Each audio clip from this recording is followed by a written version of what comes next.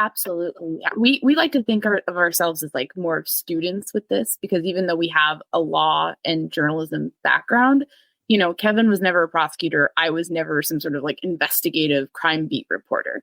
And so we might have some tools that we can use to analyze things, but we'd much prefer to talk to somebody who's like an expert. And I think like Dana was saying, like that has been undervalued. But so many times people are thinking emotionally, or they'll say, oh wow, this legal brief seems really explosive, and then you talk to somebody who's has years of criminal defense background, and they're able to say, actually, here's why this makes sense strategically. And I think there's so much more value in that. And I mean, maybe that's a way for folks to think about and engage with this stuff more as students and less as self-proclaimed experts, where they're coming in and saying, I already know everything. That's Áine Cain, a journalist and the co-host of the Murder Sheet podcast, a true crime podcast based on original reporting. I've been thinking about that a lot lately because I host a true crime podcast, but I'm basically a comic book guy. And in the comic book world, there's a story going on now where a cartoonist named Ed Piskor was accused of sending inappropriate texts to young girls. And he felt that he was being targeted by an internet mob, and he ended up taking his own life. And so it's important to just remember there are real people on the other end of the screen.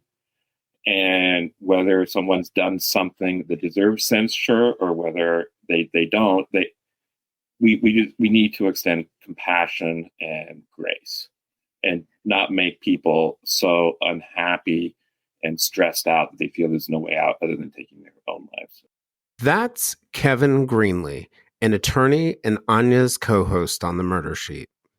People there at the time were very kind to one another. Like we all know, none of us thought we were experts.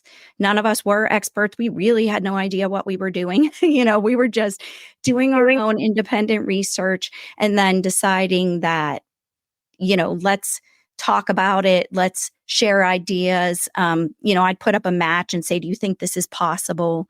So it was a really friendly, welcoming environment for many years. And then, as we've moved through time, we've also had the invention of social media and multiple platforms, which gives everyone the opportunity to share their opinions and their thoughts. And that's great in some ways, but it also, I feel, has a way of making people think they're experts in just because they have an opinion, and they deliver their opinions as if they are experts. And I mean, I've said this multiple times in private, but I'm going to say it now in public. Not everybody is or should be or can be an expert. That is reserved for people who are either educated or experienced in that area, and that you can draw upon those things to share educated guesses, your thoughts, but being respectful of others in those environments, to me, is the one thing that has changed tremendously over the years. That's Dana Pohl, the host of the True Crime PI podcast and Seeking Justice, which is a YouTube live investigation of the death of Don Pasella.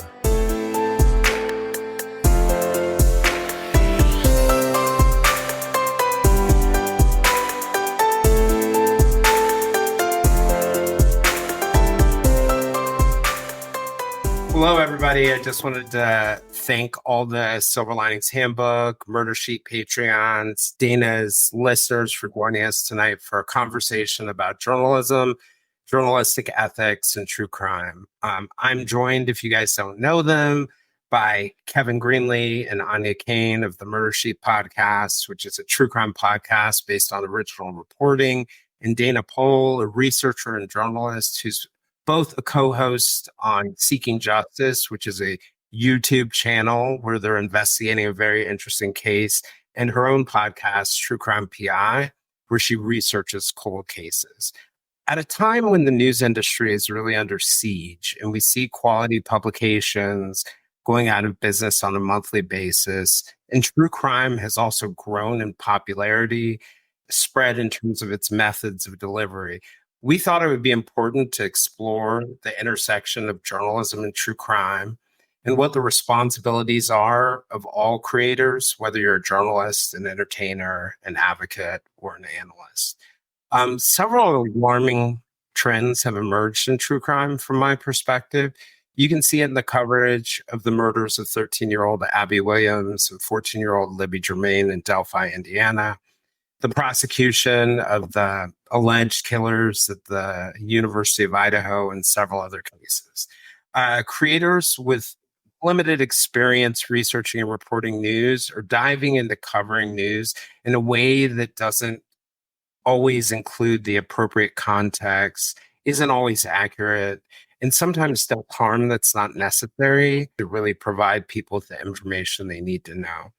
In several cases, such as Delphi, Idaho, and the murder of John O'Keefe in Canton, Massachusetts, creators covering the cases have inserted themselves so deeply that their work has become central to the case themselves. In Massachusetts, where a woman named Karen Reed is on trial for killing O'Keefe, a blogger covering the case has been charged with many counts of witness intimidation. In Idaho, a TikToker falsely accused a professor of murder, leading to threats and harassment for that professor. And in Delphi, the defense attorneys are facing contempt charges for violating a gag order and have been accused of both using creators as sources and leaking to them in an effort to affect the jury pool. In Delphi, it's hard at times to tell whether certain creators are working for the truth and for their listeners, or for the defense team, or to ensure the conviction of the defendant. Several documentaries in the true crime world, including The Staircase and Making of a Murder, have come under intense criticism for shading to the truth to the point of functionally lying. In many ways, this is a throwback to days before Bob Woodward and Carl Bernstein broke the Watergate story that took down President Nixon, to a day when yellow journalism reigned supreme. A time when certain newspapers that presented little or no legitimate, well-researched news instead used eye-catching headlines to increase their sales. Now it's just happening on podcasts and YouTube channels. In many ways, the internet has brought a democratization of journalism. No longer do you need to own a printing press to decide who's allowed to tell the news. It has taken down many barriers for all sorts of people to become journalists. It's brought them low, but journalism is a trade and a craft. And as we've seen, not everybody can do it well or is well equipped to do it. And now listeners are left to be their own gatekeepers with no idea how to figure out who to trust. Today, we want to discuss journalism, journalism ethics, some of the current issues the space is facing, what creators can do in order to be better at it and to better serve listeners, whether those are people paying attention to true crime or otherwise, and how listeners can find the accurate type of reporting that will really help them become more informed citizens. Most of you guys know I'm Jason Blair. If you're listening right now, you probably know that. I'm the host of the Silver Lining Handbook podcast. I'm a former journalist for the New York Times. In 2003, I resigned from my job at the Times because of a plagiarism and fabrication scandal that I'm responsible for. The Times at the time called it a low point in its 150-year history. From that, I've gained an appreciation for the risks of pride, I guess, and not working on your character because of the impact on the profession that I love so much, a profession that I really believe has the power to heal people, the power to help people, and the power to entertain people. Through all of that, I've maintained an appreciation for the power and the importance of journalism and what it brings into the world. And the only time I go back and discuss that scandal in any depth is when I'm going to go talk to journalists or journalism students. I've also gained an amount of compassion through that experience and understanding for people, and recognize some of what we're struggling with in the industry right now are simply honest mistakes. At the same time, I recognize that not all bad behaviors we're seeing are because good people are doing bad things, and that there are indeed bad actors out there who would cash in on truth for clicks. So with that, I'm going to go ahead and let my guests introduce themselves. I'm going to go ahead and start with Kevin first. Okay.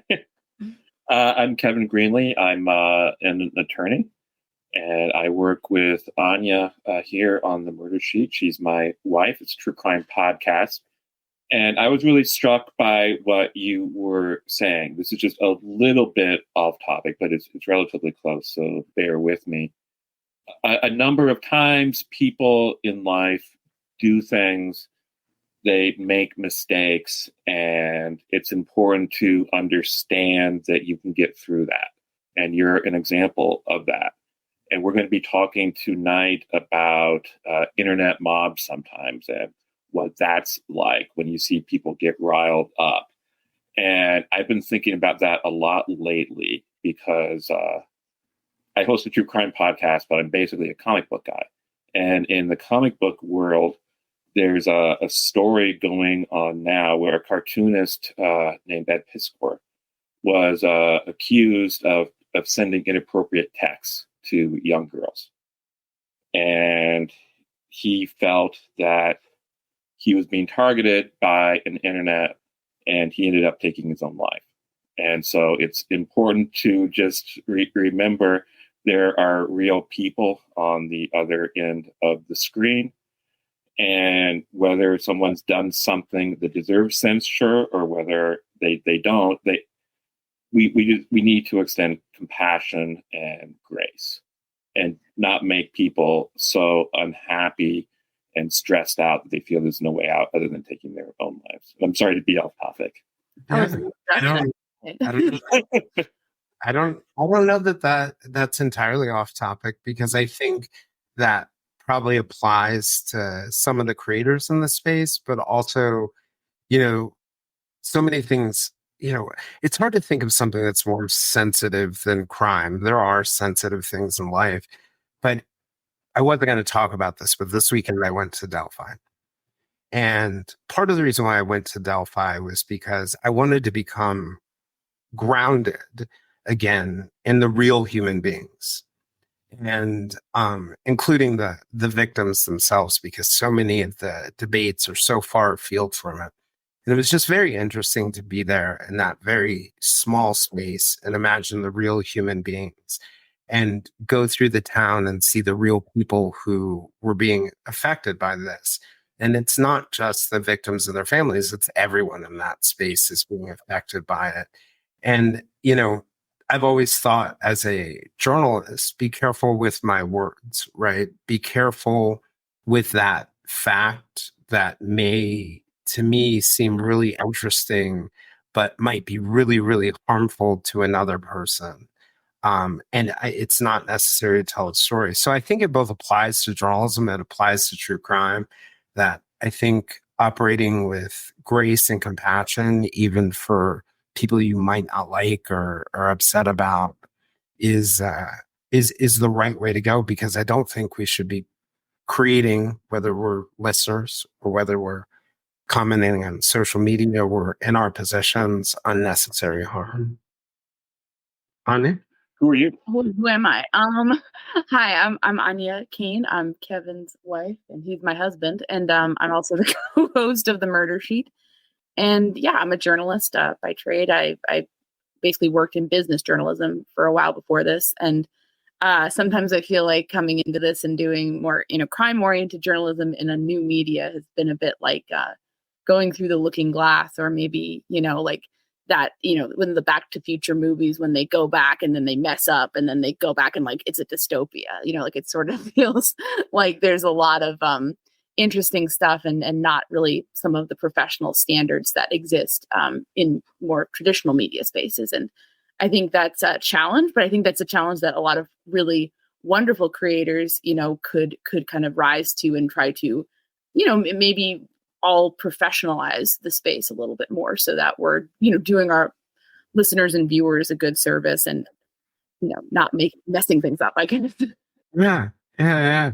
And I think, and that's another thing to take into consideration. So much of this is so new, and not just in true crime, but the mediums and the barriers coming down, and then extending people a little bit of grace, because some people, and I've run into this like in some conversations with creators that have been really good, or good conversations where they've said to me, I had no idea that it was this hard. It seems very simple on the outside, but I had no idea.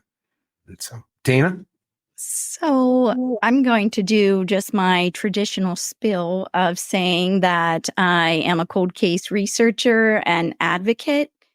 I was born and raised in Pittsburgh. I earned a degree in journalism and communications from Point Park University and a master's in library and information science from University of Pittsburgh. So those two things together spell I am super fact-based, and I wouldn't think of telling a story unless I was 99.9% sure it was the truth, or it is the truth.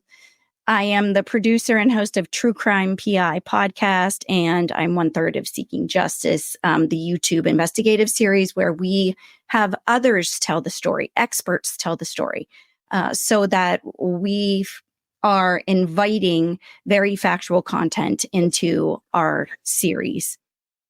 I discovered my passion for cold case advocacy in 2005 when I began researching missing and unidentified person cases.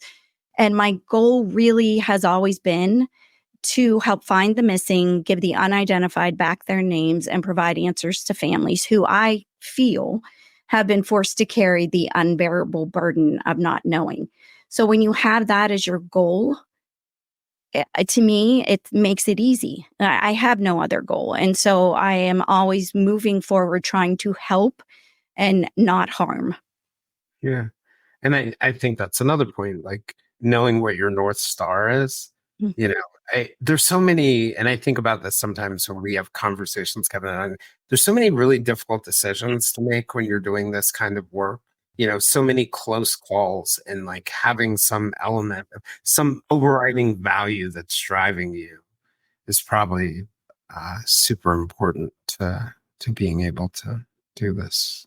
Yeah, I think also interrogating to ensure that you're living up to whatever that value is. I think sometimes it can be easy to kind of like, oh, I'm doing the right thing, this is great, and talking to people you respect, looking at other journalists who you respect and see what they're doing.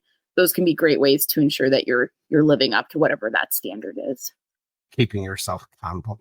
I was going to start by asking you, Dana, just a little bit about, you had brought up your experience researching cold cases and how that drove you. And I know when you came on, we talked about like you being young and seeing the faces, the milk carton faces of the missing children. I was going to ask you, just sort of from your perspective, how did you get into this work? Why did you get into this work? Why did you choose to do the kinds of cases you did, and sort of like what kind of changes you've seen over this? So I think it's a multitude of things. I mean, I think, I call myself a who, what, when, why child, which was very, challenging for my parents. But I was always very curious. I did grow up during the milk carton era.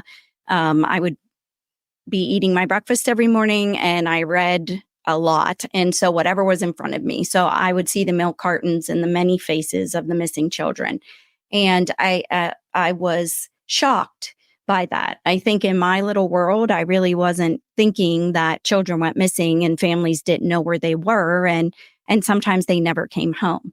And so I think that, combined with my curiosity, I loved reading mysteries and I loved, writing and all that sort of thing. And so I pursued journalism. Then I go off to become a librarian, and the internet is all of a sudden, turning to broadband and no longer dial up. And it's becoming a tool that we can all use. And so once that happened, I started doing my family's genealogy and looking into just researching cases that I found on the internet.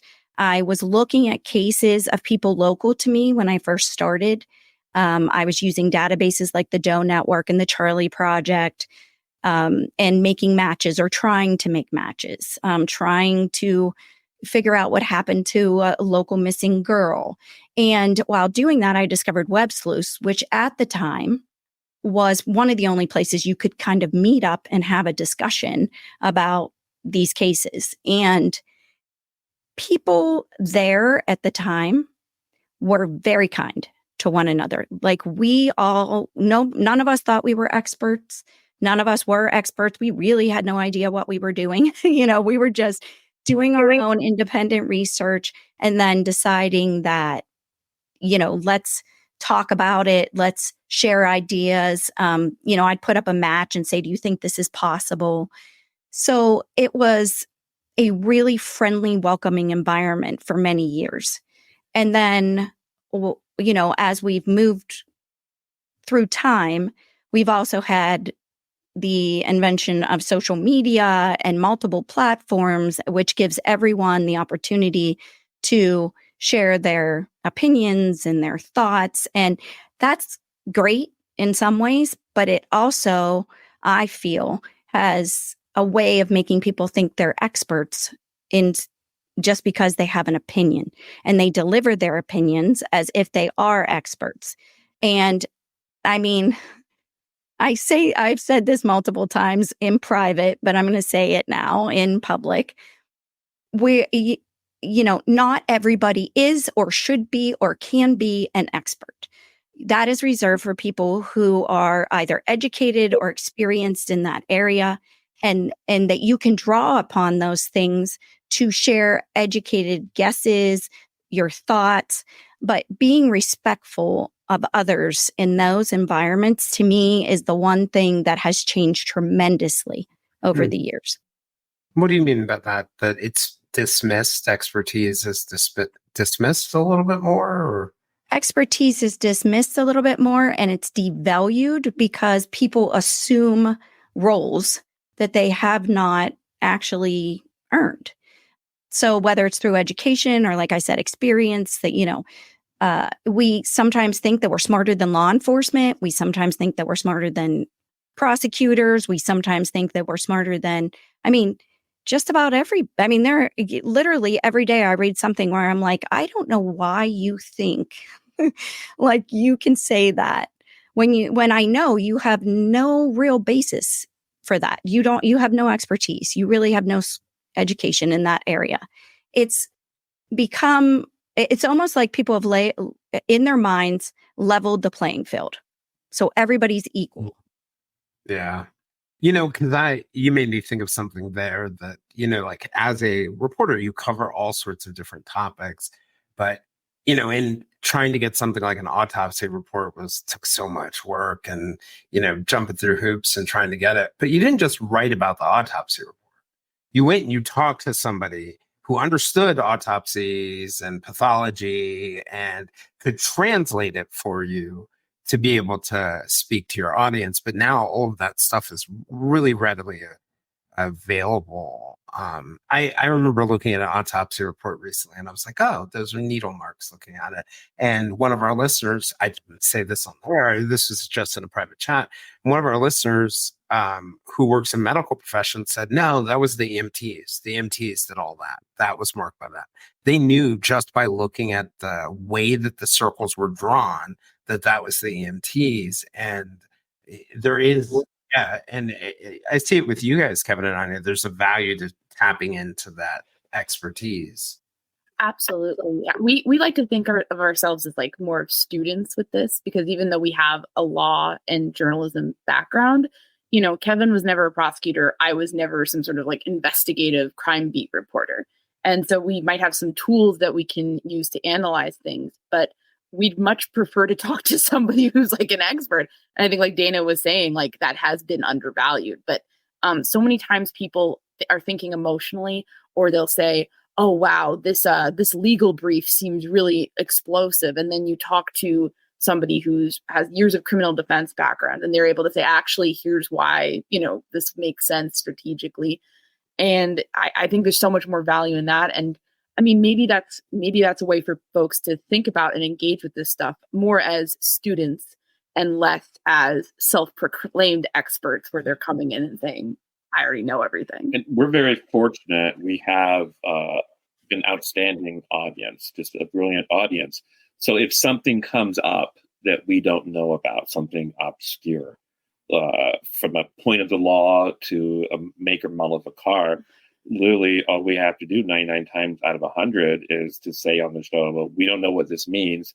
Can someone out there who does let us know? And experts will reach out to that so we can share it with the audience. And Dana and Jason, you both know this because you have the experience, studying journalism and doing journalism. But like, there's nothing more powerful than, I don't know, can you explain this to me? A lot of people don't want to say that. It's a little bit embarrassing. You want to think you're smart. You don't want to have to ask for help. But that's the power of journalism, where you're actually just like, no, I'm really smart at getting you to tell me what I want. I'm not smart at anything else. Give me your information, please. Give me your, give me your spells, Mr. Wizard. I mean, like, that's kind of what it is. And there's when you're not well versed in how to do that, it looks more like becoming a pundit, or like, I know everything. Let me tell you. It's like, that's my hackles always go up when it is a creator that's like kind of more of assuming the role of expert of all things, because it's like most of us are really good at like one area, and like how, like if we're lucky. If we're lucky. Yeah. I think anyone who knows me will tell you good at nothing. But No. Mediocre at a lot of things. What happened to truth in journalism, Jason? Come on. You're great. You're wonderful. Just not about myself. One of the things I think a lot of people know, you were my introduction to podcasting, really, Kevin and Áine. And one of the things that, stuck out to me when I was listening to your podcast, okay, these guys are reporting, they're talking to experts, they're reviewing documents. And I walked in thinking that, okay, most podcasts are going to be like this, most true crime podcasts. And I definitely ran into a couple like Your Own Backyard by Chris Lambert, where there's actual reporting. But I was actually shocked that so many of them really weren't. They weren't going beyond, reading some stories or picking. And it was very disappointing to me, I guess, in the beginning. And I was always curious, did you guys walking into this know that there was a need for more of a journalistic approach to it, or is it just who you are? Oh God. Well, I think probably we kind of were thinking about doing something more casual when we were first thinking about a true crime podcast. That's what Kevin had in mind when he sort of pushed for it. And I was just like, I don't want to do any of this. And I think what made us realize that our value add is not charisma or humor. We recorded just like a kind of a practice episode where we just talked about a case that we both researched. And it was the most, if you think we're awkward and cringy now, and then like, if this tape ever gets out, we're done. We'll have to leave. We realized charisma, personality, these aren't our strong suits. No. So if we're going to do this, we have to be really nerdy about it. We have to be really journalistic. And I think we had both listened to so many true crime podcasts at that point that we were beginning to see that like this could be an interesting blending of an old school approach to journalism, but also a new school medium, and what we could have some, interesting things with that. And so I think we, it kind of worked out, but I think, it was largely at first more of an accident just because we were total awkward weirdos. But I think I said like we're better at like research and finding things out than talking to people. So. And I'm curious, how have people like your listeners or listeners in general, how have they responded to that? And I bring this up because of one thing that I've been thinking about lately. Recently there have been some, attacks on you guys. Periodically there are attacks. And I'm like, and I've thought to myself, what are the common threads? And one of the things that I've really realized in true crime as of late, and maybe this is true about politics too, in other areas, there seems to be this drive for people to pick sides. And the side you guys seem to have picked is the truth, which means that you're on neither of the sides. So you're like on this island, quite alone, Yes. getting hit by missiles from both sides. So I'm just curious how your listeners have responded to that approach. Do they notice? That's a really good, well, first of all, thank you for the lovely compliment. Yeah, we kind of we kind of don't occupy a team in the cases we cover, and certainly not in the most high profile one, which is Delphi. And it's definitely, I think a lot of people do appreciate that because they don't want this to be a football game. They want it to be like, what is happening? Can you tell us what you think or what you found out or what this expert says? And I think probably the majority of people prefer that because they would rather, we'll give our opinions, but we're never going to try to spin you for this side or that side, which is not the case in many other situations. I'll just say, like, other people have said, this is my team. I will hype them up and that's what I'm going to do, which is, you're not going to get a full picture from that. We've basically taken the approach of we don't care who we tick off. Like, we'll just be kind of agents of chaos and say what we think and cover what we uncover and be responsible about reporting it, but also not like concerned about, what's good talking points for one side or another. We've tried very much to stay out of that line of thinking even, but I think some people like it. And then some people really hate it. I mean, they want you to pick a side and they're annoyed that if they perceive you as reporting anything that is not favorable to their side. I'll be very honest. There are times, as you mentioned, we're the subject of a lot of attacks, and there are some criticisms that are honestly made and constructive, and those are always welcome. And then there are other like criticisms of our work, which frankly are fictitious. Like, they will accuse us of suppressing things that we actually released as soon as we got, and that comes out a lot. And then there is people who say they hate us so much we need to be taken care of, like post pictures of our home. There are people who Áine has been very open about being a recovering alcoholic. That was a mistake. And so there are people who discuss her alcoholism in unflattering ways and make up stories about things that allegedly happened to her in the past. There are people who like photoshopping pictures of us. There's like a gentleman, I'd say gentleman. There's a person who like photoshopped an image of fecal matter onto Áine's pants. Yeah, it was like, what? There's a lot of negative talk about our appearances. We're both ugly. So yeah, there's recent attacks suggesting I won't even go into what it suggests. But it's not fun. It's not pleasant. I will say it is gratifying when these attacks reach a certain level that people do remind you that they have your back. I will just say also, I'll just say this. It's just really surreal sometimes. It's not pleasant, but it's surreal and almost amusing at times. Because I always just picture, what would this be like in like the business journalism world? Like, I'm just think of like the silliness of thinking of like a Wall Street Journal reporter openly beefing and photoshopping stuff onto a New York Times reporter, and then maybe someone from Bloomberg doxes an editor at Business Insider. It would be absurd, right? Among the creators. I mean, the only time from my time in journalism where I could say like, one example, the foreign editor, and I actually think this was a great point. The foreign editor at the time, when I was in New York, was a former Jerusalem correspondent, and he used to say, look, if either side is happy with me, I'm doing a bad job.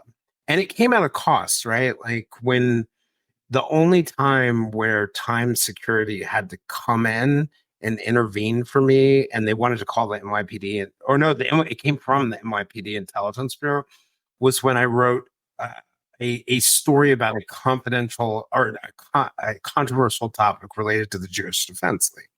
And so there were topics that were hot button enough that it could get pretty hot. But it certainly seems now that certainly on some of these high profile cases, it's happening increasingly and increasingly. And social media allows you to go at people and find out things about them and do things that are the super concerning. As somebody who's been on the other end of the same things that you have been on, possibly today on Twitter myself. But but I guess kind of like what I guess the hypothesis that I'm wondering about is the real offense, right? That you're not picking sides, that you're searching for a kind of truth. And sometimes in my narrative, I may want this outcome or that outcome. And that search for the truth is what's, I guess, leading to some of that criticism. I think some people seem very, very overtly threatened by any sort of independent, neutral voice in the case, because that is perceived as possibly influential and it can't be controlled. And I think that, I mean, I don't want to, I'm not trying to be like, oh, we're truth tellers and people have to take us down. But like that, I don't know why else some of these people would do any of this, because it's like, So it seems like a lot of time and effort. Well, let me flip the other side, right? A lot of people have been very upset recently about, they watched things like The Staircase about Michael Peterson, or they watched Making of a Murderer, and you found out that, let's say, facts may not have been included, or there may have been other issues, but I feel like that it's the same crowd is just as mad that they were duped in a story that's kind of like attacking you guys for doing the truth. So I think there's something to this, like, having to pick a side that is almost giving listeners the opposite of what they really want in the long run, which is just the truth. What happened? So, if that makes sense. So I wanted to ask you something, Dana. We had talked about this before, but you had mentioned to me that there's a reason why you picked the kinds of cases that you do and aren't sort of like diving into the current cases. What's that? So I used to think that the only reason why was because they were my peers. So I was picking people from the 70s, 80s, and 90s. And those were people, when I was growing up, those were the people that could have been my friends. But lately, I'm thinking that, I like to be, first of all, an individual in the work that I do. I don't like to jump on a bandwagon or, just kind of get involved in something just because everybody else is doing it. And in cases that and I like to do things that other people aren't doing. So when I started my podcast, there were less podcasters talking about cases that were older than there are now. So cold cases were a little less popular at the time, and everybody was talking about solved cases, just telling the story and that sort of thing.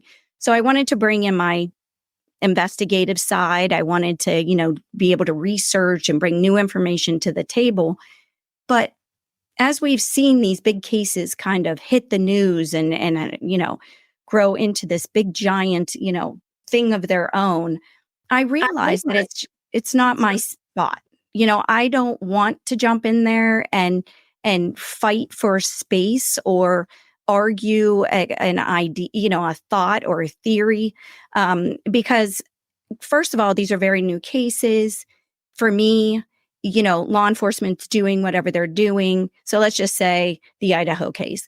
Law enforcement was doing what they were doing. People are getting involved. Are they doing more harm than good? Not always.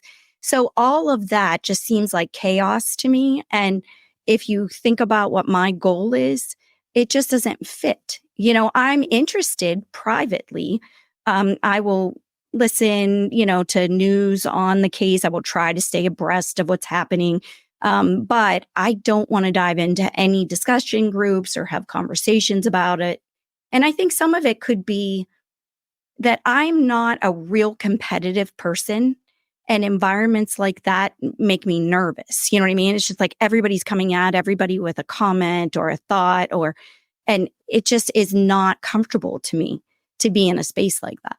where you don't feel like you can necessarily do your best work in that Right. type of environment, which also begs the question, like how, as a creator in this space, the highly competitive space, Kevin and Áine, what is it emotionally like for your day to day? Like, I feel like on some days I'm like, oh, Kevin and Áine are going to have an easy week. And then by midnight, I'm like, okay, well, they're going to have like 9 episodes by Thursday. My thought is, I think Dana had it right. Yeah, sure. that sums it up. It's it's a lot. It's and in some ways we're privileged by our medium that we can cover the case far more granularly and nimbly than traditional media outlets. So I feel like the competition there, we're just doing such different things. Like TV news isn't going to get out there and do like, okay, well, here's what this one filing means, but we can. But just all of the constant noise and drama, frankly, oftentimes very silly drama, is definitely a lot to contend with. And we've had to, at times like just kind of decompressed, attempted to decompress. Step back a little bit. Also, we really love our audience, and we feel we have an obligation if they have questions about what's going on in the Delphi case or any of the other cases we cover. We feel like we have an actual obligation to help explain it and help them understand. I remember one time there was a filing in the Delphi case, and I don't even recall which one it was, but Áine and I talked about it. So we're not really sure if we should even bother to do an episode. And then I go on the gallery, which of course is the Facebook group devoted to the excellent podcast prosecutors. And there was a comment on there from somebody saying, well, I don't know if I understand this current filing in the Delphi case, but I'm sure Kevin and Áine are going to hop on and explain it to us right away. So I said, we better do it, Áine. Prosecutors wanna go. They say jump, we say how high.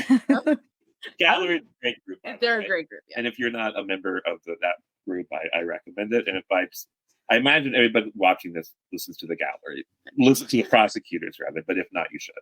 Yeah.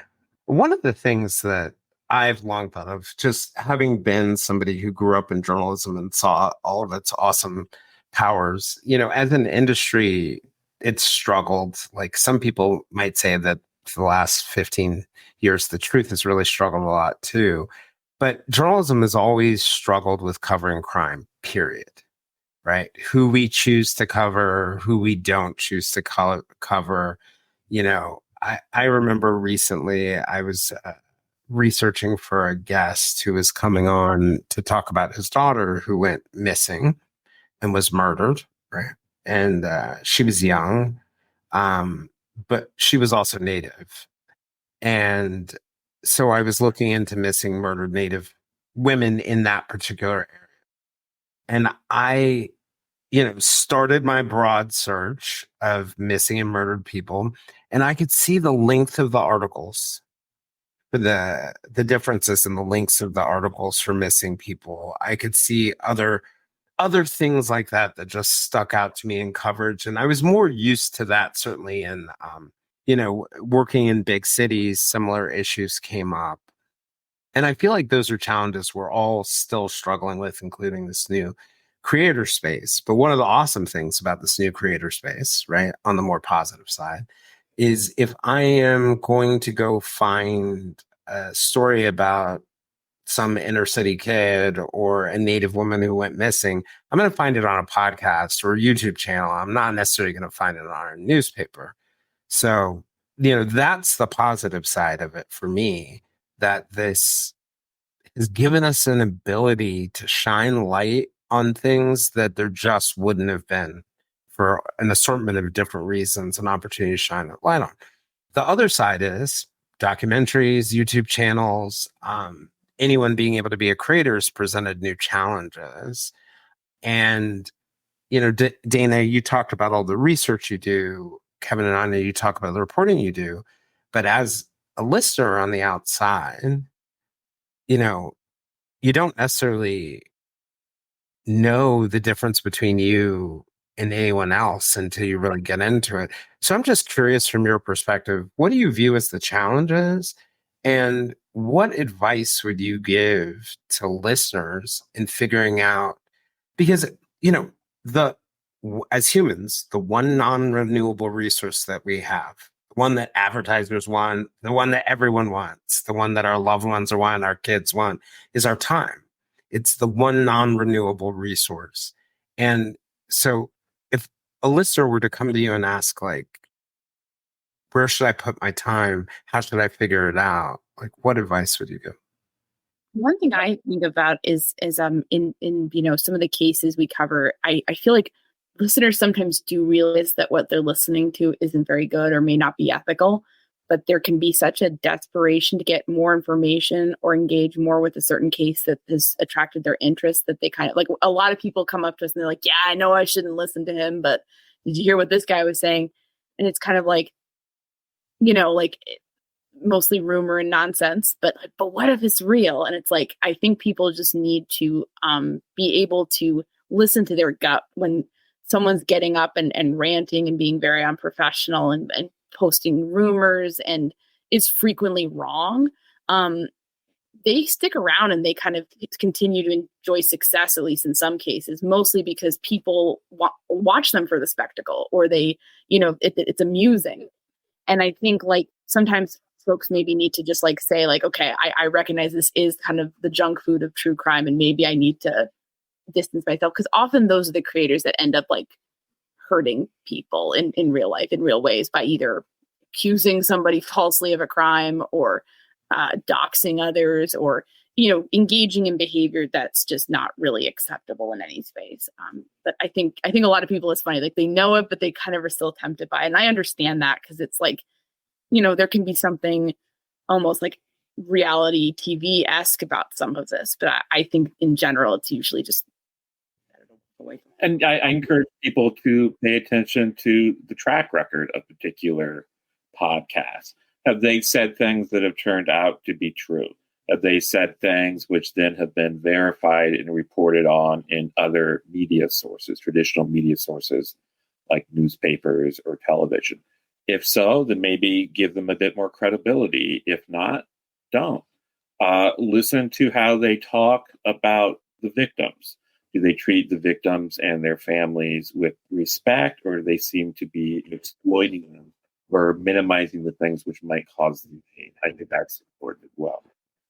One of the tricks that I'll sometimes use is I will look at a podcast feed and pick an episode from an area where I've lived.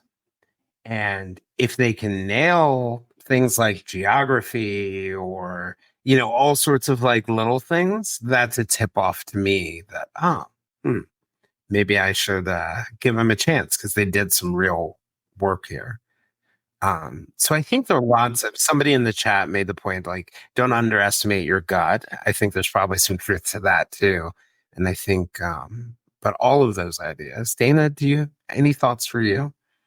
I agree with what has already been said. And I think for me, it's the victim-centered story. So, aside from just being fact-based, having the podcast maybe having a good reputation, like, we've talked about, where, look at their track record, look at, whether or not what they've said has come true, or do they just like to spread rumors? And I mean, you can tell by the way they title episodes, or, the way episodes are titled, the way they put out some of their social media, average, let's just say, ads for their podcast or their episodes. I mean, all of those things are part of it, because when you're building, whenever you are building an episode, there are multiple pieces to doing that. And each one of those should look ethical and have some sort of focus on the victim. This isn't just a story to tell. This is a family who has suffered a loss, who, is looking for answers. And to me, that is one of the best kind of tip-offs, because the podcaster is trying to help is trying to find answers, is trying to explain a situation, is trying to educate their listeners. It's not about just clicking and listening. It's about more than that. It's about advocacy. Right. It goes beyond the sort of sensationalism part of it. One of the cases, like Delphi is one that I'm pretty outspoken on. And, I have opinions on all sorts of things, but this one sort of like gets under my craw for a lot of different reasons because it's so far afield from the victims. It's become so far afield from the crime. And now we've gotten to the point where in my mind, like we're far afield from even the rights of the defendant, like even the people who are on the defense side. I do not know what's going on that end. But, part of what keeps me talking about that particular case, even though it drives many people in my life crazy, is that it's a case that could really benefit from good journalism. And there's not a lot of it. So, and it's similar to Idaho and it's similar to some of the other ones. So Kevin and Áine, I was going to ask you, what's your experience been like covering the case, both in terms of sort of like covering as journalists, interacting with other creators in the broader community? Are there, collaborations or learning that happens between you and other creators, conflicts? Like what has that been like that? Because Dana and I are, I think, and you guys are probably falling into this group, part of a group of podcasters who are constantly learning from each other, growing from each other. And I'm just curious, what's the experience with that? Oh, God. Yeah, it's a great question. How are you going to answer this? I don't know. Let's see. So it's I would kind of group people differently. So there are a lot of very good local journalists who cover the case in some depth, maybe not with the granularity that we bring, but certainly with, kind of an attention to detail. And they have really welcomed us and certainly just been wonderful colleagues. So it's been a real pleasure to kind of get to know some of them and to see them work and to see different work in different media. It's very interesting. Like what makes a TV story? What makes a print story? I knew some of that because of my background, but seeing it kind of up close when you're at a court hearing and they're, trying to get together a shot, that's been good. And that's usually pretty collaborative. A lot of people talk to each other within the media in this space. With new media, it's a little bit, I think in the beginning, we kind of came out of nowhere with this case to a certain extent. And I think people are like, who are these people? What's going on? And so we really made an effort to, kind of be friendly with different YouTubers and kind of tried to be open with them and, maybe like let them know that we weren't, like we didn't mean any harm and like, we can all get along here. But over time, it's been more difficult as like certain elements have gotten more radicalized in the case. And we've kind of just maybe moved our energy elsewhere for the most part, because you kind of just at the end of the day, when you're running around trying to like encourage people to like, not do horribly unethical things all day, it's like, we don't need to be the police of this case. Like other people are adults, and if they're choosing to do something, bad, that's something that they're going to just do. So I think, you made me think of like the point I think that I was making earlier about like, so when I started in journalism, had to either own a TV station or a printing press. And then you had the civic duty to only allow people to utilize it who would do good work. So those people became, it's why like, you have all those slogans like for newspapers that involve words like trust or other things along those lines. And you no longer have that, right? And you had made the comment about like giving your time and attention to the junk food of so now sort of that job, right? You guys don't want to be the police. That job sort of falls on our listeners to some extent. They have to be the ones who sort of police the space. I don't know how do they do that? Either Dana or Áine or Kevin, any? it's hard. I mean, and when I say we don't police it, I mean more of like those personal connections where it's like, hey man, like, do you really want to, put out photos that, you know, are horrific and maybe would be devastating to the case and the families involved, you know, so it's like, it's more like that. I think we've never been terribly quiet, and this is controversial, and I understand that, but about like stuff that we don't feel is correct or right or ethically okay within true crime, we'll always say like, this is not good. And some people really don't like that because they feel it's very judgmental. It makes us look like, you know, we're picking fights with people. We always mean it in good faith. We're not trying to bring people down, but just say like, you know, this is not really it. This is not necessarily like what we think is acceptable, what's going on here. And, you know, that would be a way for creators to, you know, speak out. There's like kind of a tendency within true crime, I feel, where it's like, you know, everybody wants to swap promos. Nobody wants to like call out terrible behavior because then you're one of the haters, right? And like I get that. It's not easy, but honestly, I don't know. Promos, you mean like doing advertising for? Yeah, let's advertise. Let's pat each other on the back, you know. And it's like, I think that's fine. The collaborations are fine. I was surprised in the Delphi case, the level of vitriol between different creators if you don't agree with them. Prior to Delphi, I would say the case we were most associated with was the Burger Chef murders. That's the case that brought Áine and I together, and it's a case that's very, very close to our hearts. What happened, Kevin? The Burger Chef murders? That's the Speedway, Indiana. Four kids were kidnapped from a Speedway area. Burger Chef transported some about 20 miles away and killed in the woods. It's an awful, awful case. And that was 1978. Yeah. And this was a case that meant a great deal to us. And there are other podcasters who cover the case. I'm going to name one of them, Todd McComas. If you look him up and listen to his podcast, listen to our podcast on the case, he and Áine, we don't agree on a lot of conclusions, but we're very friendly with him. He's very friendly with us. He's a great guy. We all respect each other, and it's like, okay, Mr. McComas doesn't agree with us. We don't agree with him, but he's still a great guy. And we can all be friends. And I thought that's what it would be like in Delphi. But in Delphi, if you don't accept one side's theories, especially when you have one side saying that there's a massive conspiracy and corruption and unprecedented evil, if you have a side believing that, and if you don't believe it with them, they think you're part of the enemy and they hate you. I mean, it's not even about believing. It's about like, give us something that we can report, because guess what? If a journalist gets a story about like some massive conspiracy and it's true, like that is, you know, that's huge. That's Watergate. Right. That's Watergate.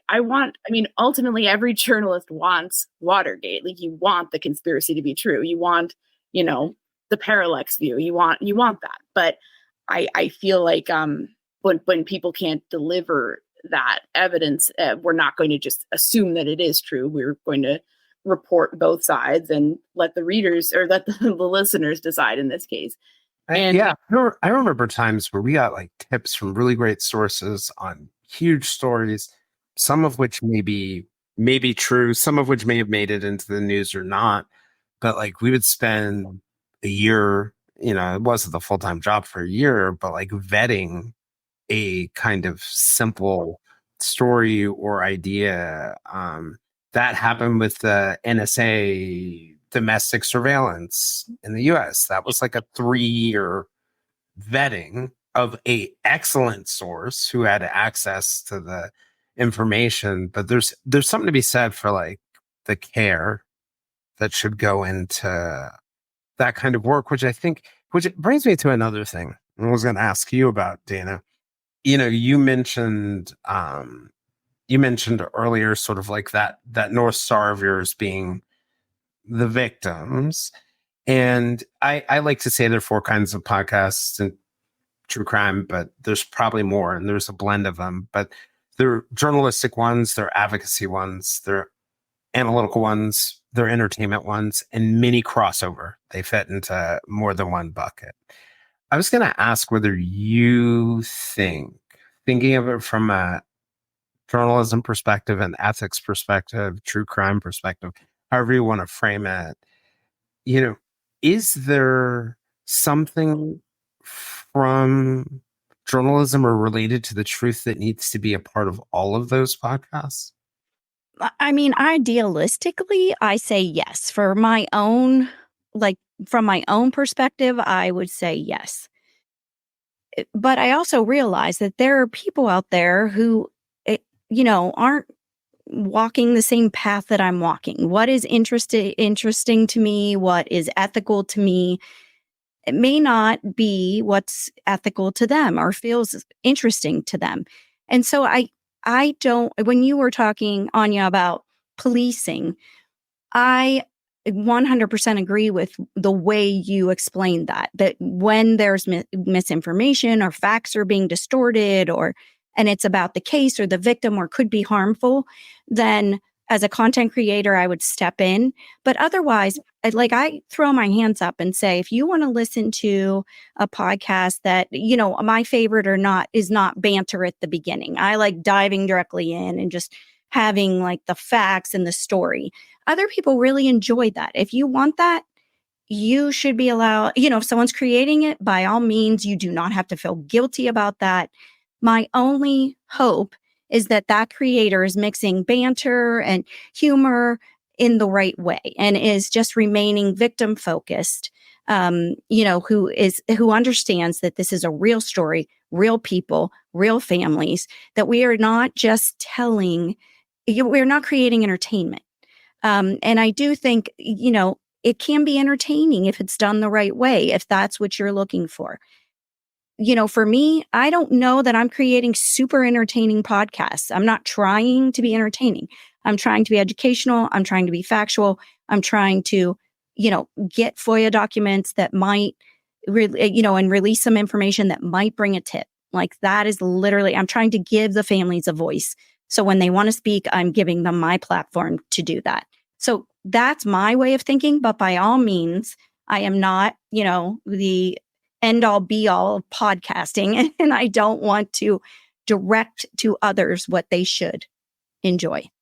No, and I think there's, even taking that point, you may not be creating entertainment, and how we never can control how our listeners feel about it, whether it's entertaining or informative or educational for them. But even if you are creating entertainment, and I think that's the challenge with so many of the documentaries, is that the line is really blurry. When I, Jason Blair, go see a documentary, I expect the truth. I expect you not to shade it. I expect you to have context. I actually expect ridiculous rigor, but that's me, Jason Blair, where I'm coming from. It's a shame I don't run the world, but I would fit right into your world, Jason. What are you talking about? Right. Maybe that's the real answer. We're having the wrong conversation. It's about journalism. It should be about running the world. And you know what, guys? Any of you can be in charge. I'm cool with whatever role you need me in. No, but part of what I was seriously thinking about was, in this world, whether it's entertainment, whether you as the creator view it as entertainment or you view it as advocacy, I think it's a reasonable expectation for everyone that you did the best job you could to get to the truth before you opened your mouth. Right? Yes. Thanks to all our listeners on Patreon for joining us for this episode of the Silver Linings Handbook podcast.